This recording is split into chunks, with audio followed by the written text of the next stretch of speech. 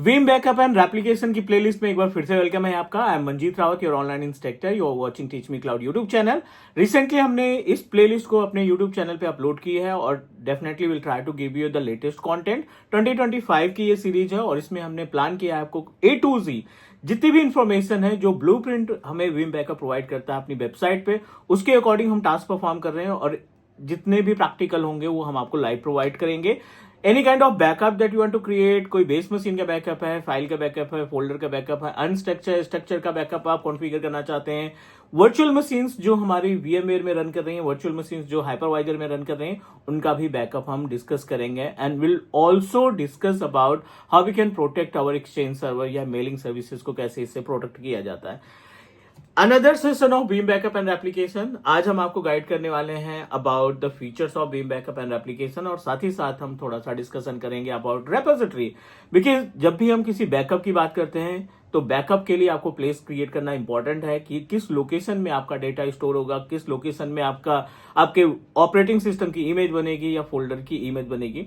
सो इस क्लास में हम आपको कंप्लीट इन्फॉर्मेशन प्रोवाइड करने वाले हैं रिलेटेड टू द रेपोजिटरी। चलिए मूव करते हैं अपने स्क्रीन पे, बट उसके पहले अगर आप नए हमारे यूट्यूब चैनल पे पहली बार वीडियो देख रहे हैं तो do subscribe, because teach Me cloud is a single technical training YouTube channel that give you 100% live practical based video without skip any step. उम्मीद है आपको स्क्रीन मिल रही होगी। हमने सर्वर 2019 इंस्टॉल किया था और देन इस सर्वर 2019 पे हमने बीम बैकअप और रेप्लिकेशन के सॉफ्टवेयर को इंस्टॉल किया है और I am going to show you how it's look like, क्योंकि हमने लास्ट में आपको गाइड किया था, सारे स्टेप्स आपको बताए थे कि कैसे आप इसको इंस्टॉल करते हैं, क्या क्या प्रीरिक्विजिट्स होती हैं, सारे स्टेप्स हमने प्रोवाइड किया है। आई बटन में उस वीडियो का लिंक है, अगर आपने पिछली क्लास में नहीं थे अवेलेबल तो please go through the video previous class की, जिससे आपको आइडिया लग जाएगा कि ये जो डेस्कटॉप पे आइकॉन दिखाई पड़ रहा है बीम बैकअप का, ये कैसे आया। हम ओपन करते हैं अपने इस बीम बैकअप के ऑप्शन को और let me show you the options or features that contain by this particular tool. एक इंपॉर्टेंट टूल है, वर्ल्ड वाइड ये काम करता है। मोस्ट ऑफ ऑर्गेनाइजेशन, कोई भी इन्वायरमेंट है आपका, IT नॉन IT, जहां पे बैकअप की बात आती है, web backup software come into the picture. So local host से ही कनेक्ट करेंगे क्योंकि इसी मशीन पे हमने इसको ऐड किया है। इसका जो डिफॉल्ट पोर्ट नंबर है 9392 है। सो अगर आपको फायरवॉल पे कॉन्फ़िगर करना है, दूसरे मशीन से आपको एक्सेस चाहिए बट फायरवॉल ब्लॉक कर रहा है, तो ये पोर्ट नंबर आपको याद रखना है 9392। This is the port number that can help us to get the access of our Veeam Backup software। ये लोकल पे ही है तो हम डायरेक्टली कनेक्ट पे क्लिक करेंगे और ये हमारी सिस्टम से कनेक्टिविटी प्रोवाइड कर देगा और एक हमें विजेट पे ले जाएगा जहां पे हम अपने रिपोजिटरी या अदर सर्विसेज को फाइंड करेंगे और अपना टास्क स्टार्ट कर सकते हैं।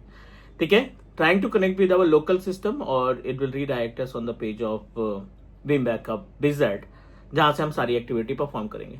Apart from this guys, recently हमने एक और प्लेलिस्ट अपने यूट्यूब चैनल पे अपलोड की है which is related to the Microsoft Intune. English में है और इसमें हम already 7 to 8 different videos upload कर चुके हैं, क्लासेस हो चुकी हैं। मैक एनरोलमेंट लास्ट देखा था, विंडोज एनरोलमेंट उसके पहले था, GPO का पार्ट हम कंप्लीट कर चुके हैं। So if you really want to make your career in Microsoft Intune services तो डेफिनेटली वो प्लेलिस्ट आपके लिए बेस्ट रहेगी।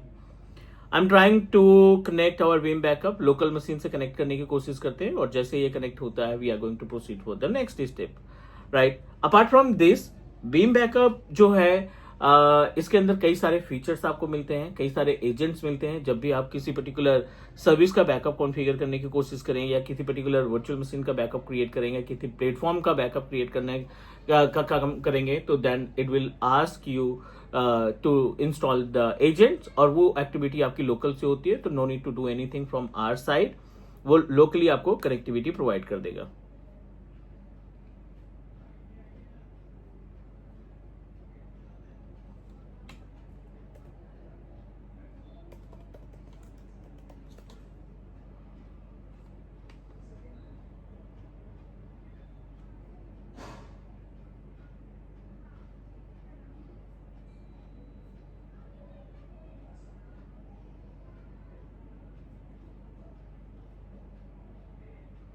It is time to update the services क्योंकि वी जस्ट स्टार्टेड, तो एक बार इसकी services.msc पे जाते हैं और Veeam से रिलेटेड सर्विसेज को हम रीस्टार्ट कर देते हैं। ठीक है, क्योंकि बहुत सारी सर्विसेज हैं जो आपकी स्टॉप रहेंगी, तो I am just going to start the service of Veeam backup.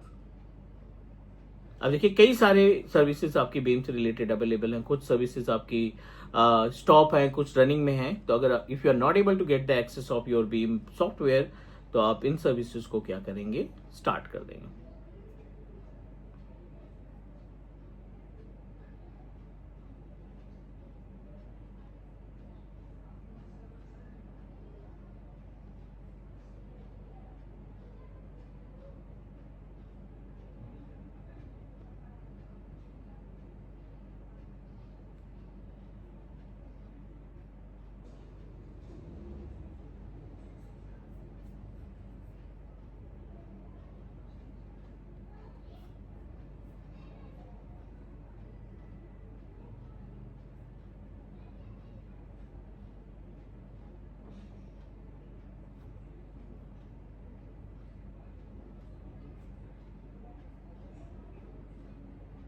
Make sure IP address must be configure. तो हमने इसमें डीएचसीपी की आईपी दे रखी है, ऑटोमेटिक जो हमारा रूटर प्रोवाइड किया है, और सर्विस को स्टार्ट करते ही आपका जो विम बैकअप का विजेट है वो एक्सेस हो जाएगा। बेसिक से लाइक एज इस तरीके के छोटे छोटे एरर्स आपको देखने को मिल सकते हैं, so no worry about it.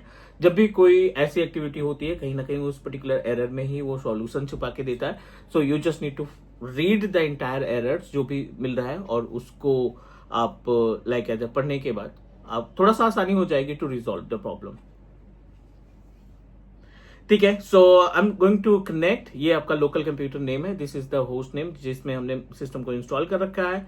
Everything is okay, और इट लुक लाइक दिस। ये हमारा कुछ ऐसे दिखाई पड़ेगा बीम बैकअप, और हमारी जो रिस्पॉन्सिबिलिटी बनती है, ऊपर जितने भी ऑप्शंस दिखाई पड़ रहे हैं, बैकअप जॉब्स की बात कर रहे हैं, रेप्लिकेशन की बात करें, सीडीपी पॉलिसी की बात करें, इंपोर्ट बैकअप एक्शन की बात करें, या फिर यहाँ पे बहुत सारे ऑप्शंस दिखाई पड़ रहे हैं। इन्वेंट्री का ऑप्शन दिखाई पड़ रहा है, बैकअप इंफ्रास्ट्रक्चर का ऑप्शन दिखाई पड़ रहा है, और हिस्ट्री का ऑप्शन दिखाई पड़ रहा है। पहले आइडेंटिफाई कर लेते हैं क्या क्या कॉन्सेप्ट है इनका। हम चलते हैं डायरेक्टली इन्वेंट्री में। सो इन्वेंट्री पे क्लिक करने के बाद द मीनिंग ऑफ इन्वेंट्री, जहां पे आपको गाइड करेगा, ये टूल गाइड करेगा कि कितने तरीके से बैकअप को आपको इस्टेब्लिश कर सकते हैं। एक वर्चुअल इंफ्रास्ट्रक्चर है, एक फिजिकल इंफ्रास्ट्रक्चर है। The meaning of virtual infrastructure, जिसमें आप अपने सर्वर को ऐड करेंगे, जिसमें आप अपना बैकअप जॉब क्रिएट करेंगे, और बैकअप की जितनी भी सर्विसेज है उनको स्टोर करने का काम करेंगे। फिजिकल इंफ्रास्ट्रक्चर के केस में आप एक पर्टिकुलर ग्रुप पर क्रिएट करेंगे। ग्रुप क्रिएट करने के बाद you can create a policy and also put the backup files in the individual location. अगर आप मैनुअली ऐड करना चाहते हैं तो it will also give you the option related to the manual part, but which is a totally separate.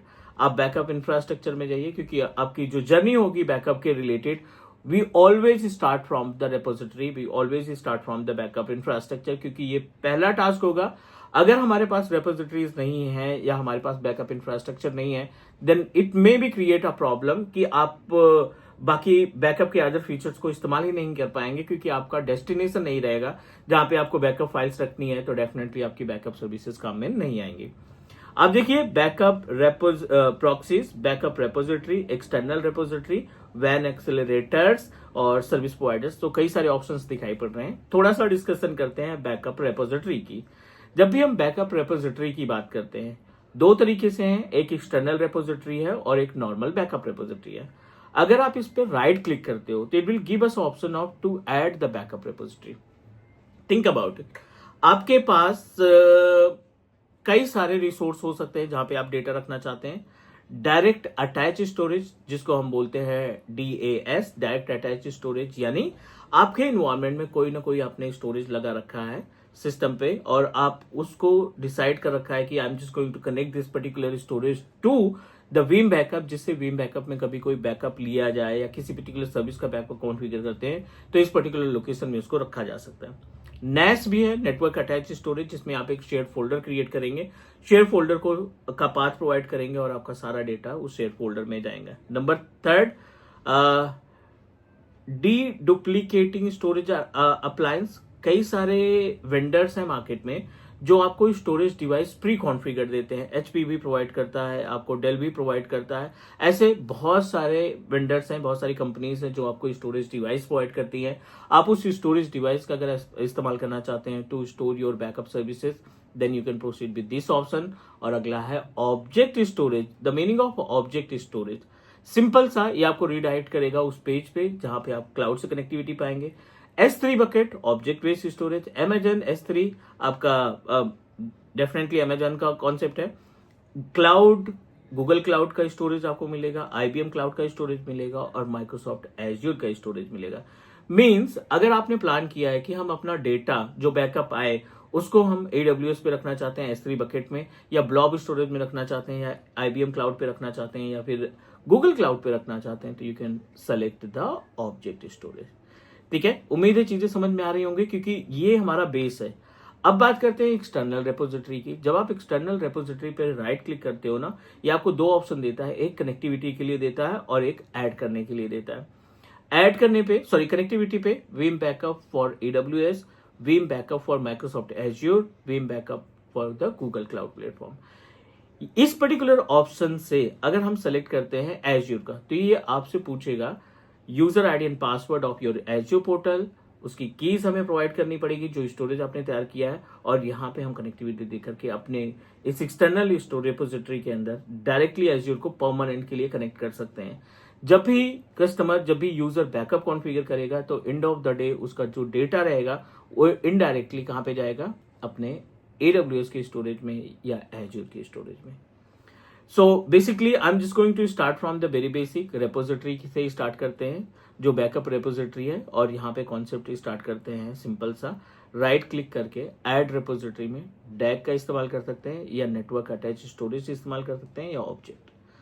Simple सा, अगर आपके पास कोई शेयर्ड फोल्डर है, राइट, आप उसको अटैच करना चाहते हैं तो आप NAS में जा सकते हो। इस पे आपसे पाथ पूछेगा, NFS शेयर किया रखा है या आपने SMB शेयरिंग कर रखी है, दोनों केस में आप इसका इस्तेमाल कर सकते हैं। You just need to provide the path. मैं आपको एक छोटा सा प्रैक्टिकल दिखाता हूं अपने बेस मशीन में, क्योंकि इन द बेस मशीन अपने पास थोड़ा इनफ स्पेस है। Let me check how much space do we have. So up to 79 GB का स्पेस फ्री अवेलेबल है यहाँ पे वर्चुअल मशीन में, और यहाँ पे हम एक फोल्डर बना लेते हैं with name of Veeam, right. I am just going to create a Veeam shared, ठीक है, ये हमने नाम दे दिया वीम शेयर्ड के नाम से। गो टू द प्रॉपर्टीज और इसको फुल परमिशन के साथ शेयर कर देते हैं। एडवांस पे गए, परमिशंस पे गए, यहाँ पे एवरीवन के लिए अप्लाई किया, ओके किया। अब ये आपका पाथ रहेगा, जो भी इसकी मशीन का नाम है या फोल्डर नेम है या कंप्यूटर नेम या IP एड्रेस के थ्रू भी पाथ प्रोवाइड कर सकते हैं। इसको कॉपी किया, वीम बैकअप पे आ जाते हैं, दूसरे कंप्यूटर पे जहां पे हमने इंस्टॉल कर रखा है। इसको हम नाम दे देते हैं NFS, ठीक है, द नाम that you can decide. Next पे क्लिक किया, it will ask you for path, तो जो पाथ आपने कॉपी किया वो पाथ प्रोवाइड कर दीजिए। ऑटोमेटिक सिलेक्शन या द फॉलोइंग, तो ऑटोमेटिक पे हम जाते हैं। Next, okay, you need to share with NFS sharing. ये जो हमारा पाथ है ये NFS शेयरिंग नहीं है, you need to provide the NFS sharing path.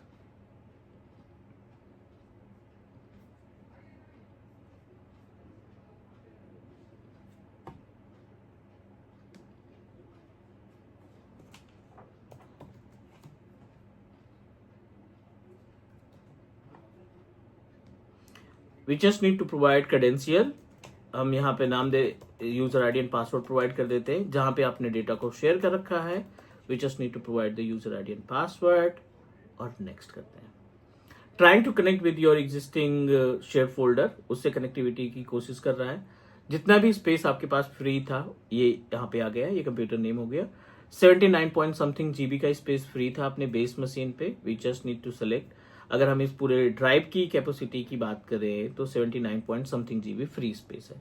Same space आपको एज ए रेपोजिटरी मिल जाएगा जहां पे आप अपना डेटा स्टोर कर सकते हैं। नेक्स्ट पे क्लिक किया, नेक्स्ट पे क्लिक किया और इसको कर दिया अप्लाई। अब कुछ एजेंट इंस्टॉल होंगे बैकएंड में जो उस लोकेशन के जो फोल्डर क्रिएट कर रखा है उसको कनेक्टिविटी प्रोवाइड करने के लिए। एवरीथिंग इज ओके, तो हमारा जो रेपोजिटरी है वो रेडी हो चुका है। 234 GB टोटल स्पेस था जिसमें से 79 GB का स्पेस अवेलेबल है। अब ये जो स्पेस मिला है इस स्पेस का इस्तेमाल करके आप कोई भी बैकअप फाइल का, फोल्डर का, वर्चुअल मशीन का, any kind of backup that you are trying to configure आप इसमें स्टोर करा सकते हैं। तो ऐसे बहुत सारे लोकेशन हमें देखने को मिलेंगी। नेस मिलेगा, आपका लोकल स्टोरेज मिलेगा, सैन मिलेगा, आप क्लाउड पे भी मूव करेंगे। पहला टास्क हम अपने रेपोजिटरी को कंप्लीट करेंगे and then we can start our task to take the backup of our another services, file, folder, virtual machine and all. उम्मीद है चीजें समझ में आ रही होंगी। स्टेप बाय स्टेप चलते हैं। आप अपना नोट्स क्रिएट करो अगर बीम बैकअप एप्लीकेशन में कैरियर बनाना चाहते हैं। So definitely you just need to prepare yourself, note prepare करो और एक सिस्टम में ये टूल वगैरह इंस्टॉल करके प्रैक्टिस भी स्टार्ट कर दो। आज के लिए इतना ही रखते हैं। नेक्स्ट मिलते हैं अगली क्लास में। Take care, bye bye. Do subscribe your on Teach Me Cloud YouTube channel. Bye everyone.